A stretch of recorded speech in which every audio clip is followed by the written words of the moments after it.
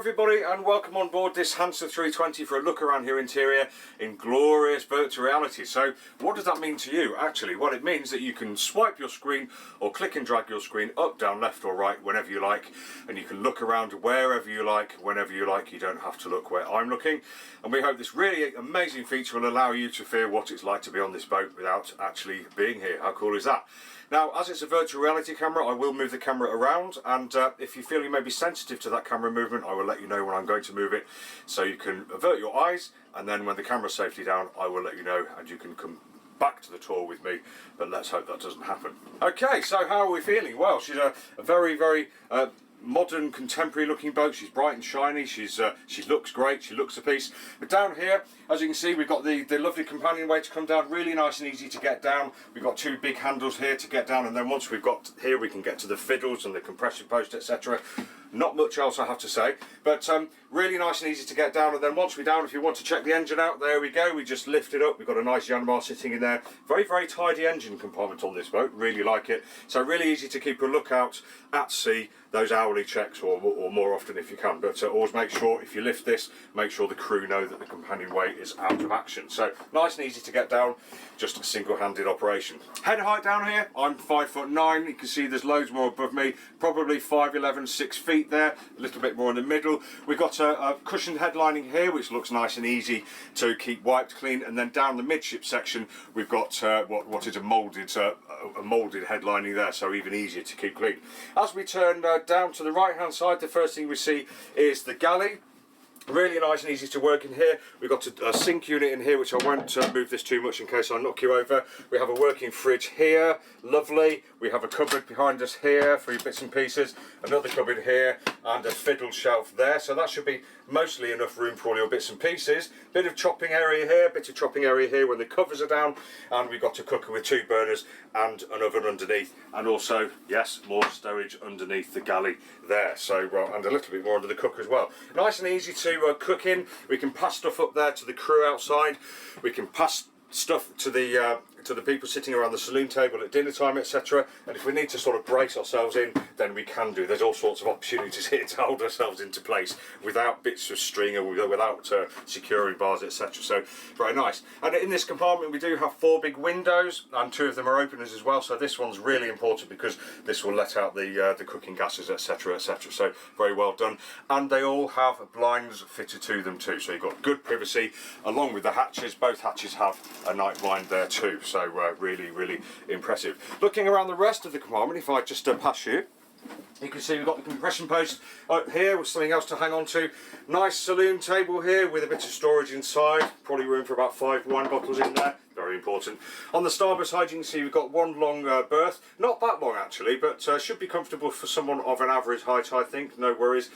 Outboard of that, we've got a fiddle shelf. We've got 2 more lockers here, quite shallow lockers with fiddle shelves above and portholes out at a bit of a lower level to bring the outside in for you, again with blinds.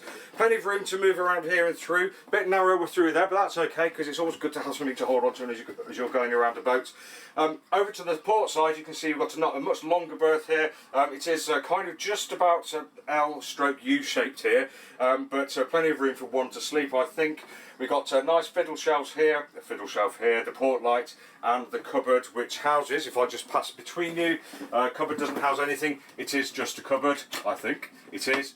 But after that, we've got the electrics panel here, the heater control, etc., etc., which then runs nicely onto the navigation station. So as we kind of drag ourselves into the here and now modern times, navigation stations are starting to disappear a little bit or be scaled down, and I think that's what's happened here. But if you want to sit here, you'll be facing aft and navigating on this small table. There's room inside for your dividers, your rubber, your pencils, etc. If you want to talk to anybody, we have the VHF here, and we've also got GPS as well. So nice and cosy, and of course, if you're not at sea, great side cupboard, really brilliant. Right then, so let's pick you up for the first time, and we'll take you into the aft cabin. So nice and easy through the door, place you down kind of in the middle of the compartment, there we go. Now with the door closed, you'd have a little lobby here to get changed in, etc., pull your wellies on and all that kind of stuff. Access to the starboard side of the engine, really good, and that gives access to the salt water inlet valve too.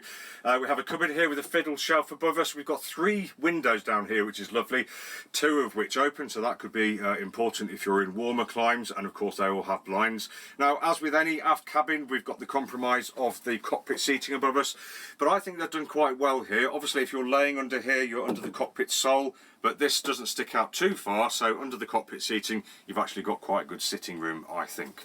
No worries at all. The bed's nice and wide, the bed's nice and long, and on the inboard side, as you can see, we've got some more fiddled shelves as well, which I think is being used as a bit of a more technical space at the moment.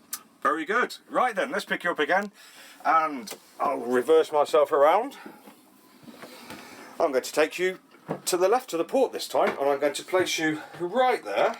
Let's hope you don't fall off. You're in the heads compartment. Welcome everybody. So this is a business part of the boat.